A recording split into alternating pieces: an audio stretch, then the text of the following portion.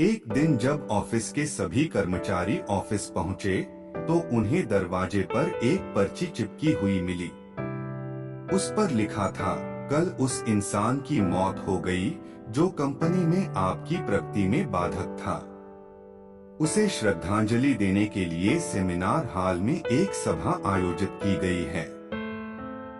ठीक 11 बजे श्रद्धांजलि सभा में सबका उपस्थित होना अपेक्षित है।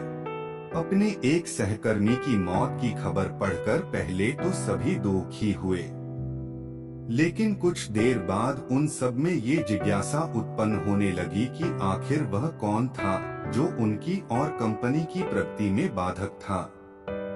11 बजे सेमिनार हॉल में कर्मचारियों का आना प्रारंभ हो गया। धीरे धीरे वहां इतनी भीड़ जमा हो गई कि उसे नियंत्रित करने के लिए सिक्योरिटी गार्ड की व्यवस्था करनी पड़ी। लोगों का आना लगातार जारी था। जैसे जैसे लोगों की भीड़ बढ़ती जा रही थी, सेमिनार हॉल में हलचल भी बढ़ती जा रही थी। सबके दिमाग में बस यही चल रहा था, आखिर वो कौन था जो कंपनी में मेरी प्रगति पर लगाम लगाने पर तुला हुआ था। चलो, एक तरह से ये अच्छा ही हुआ कि वो मर गया।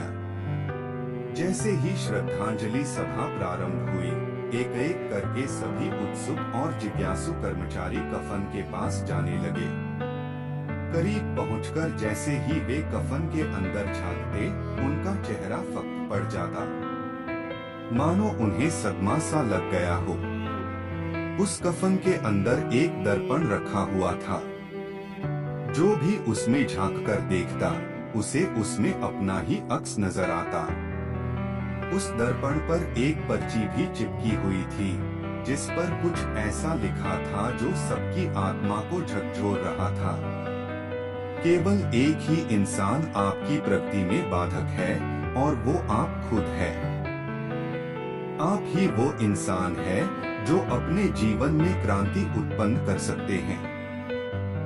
आप ही वो इंसान है जो अपनी खुशी, अपनी समझ और अपनी सफलता को प्रभावित कर सकते हैं। आप ही वो इंसान है जो अपनी खुद की मदद कर सकते हैं। आपका जीवन नहीं बदलता जब आपका बॉस बदल जाता है, आपका जीवन नहीं बदलता जब आपके दोस्त बदल जाते हैं, आपका जीवन नहीं बदलता जब आपके पार्टनर या साथी बदल जाते हैं, आपका जीवन तब बदलता है जब आप खुद बदल जाते हैं। जब आप अपने खुद के विश्वास की सीमा को लांघकर उसके पार जाते हैं, जब आप ये समझ जाते हैं कि आप और सिर्फ आप अपने जीवन के लिए जिम्मेदार हैं, तब आपका जीवन बदल जाता है। सबसे महत्वपूर्ण रिश्ता जो आपका किसी के साथ है, वो आपका खुद से है।